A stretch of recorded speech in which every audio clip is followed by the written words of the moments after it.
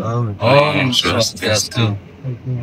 Bapak, Ibu, dan adik-adik mahasiswa yang saya kasihi, jadi pada kesempatan yang berbahagia ini, saya akan berbagi sedikit renungan dari semoga apa yang saya berikan pagi ini mampu bermanfaat. Mengingat mungkin ini sudah tanggal tua ya, jadi Tiang mungkin akan memulainya dengan cerita yang ringan saja. Jadi dikirimkan ada seorang lelaki yang pada siang hari dia berbaring di sebidang tanah milik yang sendiri. Jadi bapaknya ini nampaknya kelelahan dia ya. Jadi nampaknya dia kelelahan sehingga dia memutuskan untuk beristirahat di kebunnya sendiri.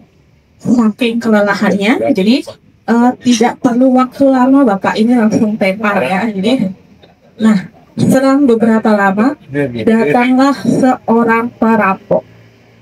Jadi perampok ini baru saja habis action nih, melancarkan aksinya merampok kota. Melihat pemandangan ada orang yang terbaring di tengah kebun yang sepi, perampok ini menjadi waspada. Jangan-jangan ia adalah seorang perampok yang hendak melancarkan aksinya.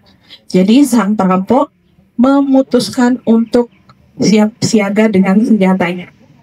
Namun setelah melewati orang yang terbaring tersebut, tidak ada respon apapun dan sang perampok melanjutkan perjalanannya. Tak beberapa lama, datang lagi dua orang pemabuk. Melintasi kebun yang sama dan menyaksikan orang yang terbaring tersebut. Salah satu dari pemabuk itu mengatakan, "Hai kawanku, kasihan sekali orang ini. Pasti dia mabuk berat sampai dia harus terbaring di sini." Itu kata salah satu pemabuk tersebut. Kata kawannya, biarkan saja, mari kita lanjutkan perjalanan kita. Nah, yang ketiga, datang orang suci. Ketika orang suci melewati orang yang terbaring di tengah kebun, dengan cekatan dia pun memberi hormat. Karena orang suci tersebut menganggap bahwa orang yang terbaring itu bisa saja dia sedang melakukan yoga. Kemudian setelah melakukan hormat pada orang yang terbaring tersebut, orang suci melanjutkan perjalanannya. Bapak, Ibu, dan adik-adik sinaran kami, dari kisah ini, kita bisa mengambil satu kesimpulan. Apa yang kita lihat di dunia luar ini tidak lain adalah pancaran dari pikiran kita. Apa yang kita lihat ini adalah pantulan dari pemikiran kita sendiri. Seperti halnya tadi seorang perampok. Dia biasa melakukan kegiatan untuk merampok. Ketika dia melihat orang yang berbaring, dia sudah siaga. Jangan-jangan dia juga perampok yang sama. Sama seperti halnya dua orang pemabuk ketika melihat orang yang terbaring di kebun, menganggap itu adalah orang yang teler karena kebanyakan ngelau, ya kan? Sama seperti halnya orang suci yang ketika bertemu orang yang sedang tertidur di siang hari di kebun, dia akan berpikir bahwa itu adalah orang yang sedang melakukan yoga. Kan orang suci tersebut memberikan hormat. Jadi dari sini kita tahu bahwa segala sesuatu yang kita lihat, kita pandang di dunia luar ini adalah pantulan dari pikiran kita sendiri. Intinya ketika kita menginginkan sesuatu, pandangan yang bagus, visual yang baik, maka kita harus mengawali dari pemikiran kita dulu. Karena banyak di antara kita yang tidak sadar.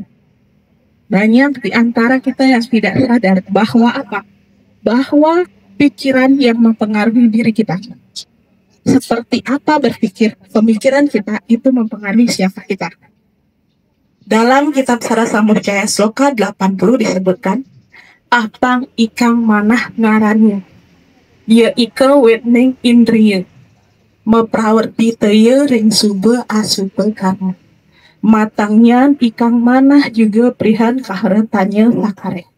Yang artinya nanti Bapak Ibu, jadi yang disebut dengan pikiran adalah awal dari setiap keinginan maupun hawa nafsu.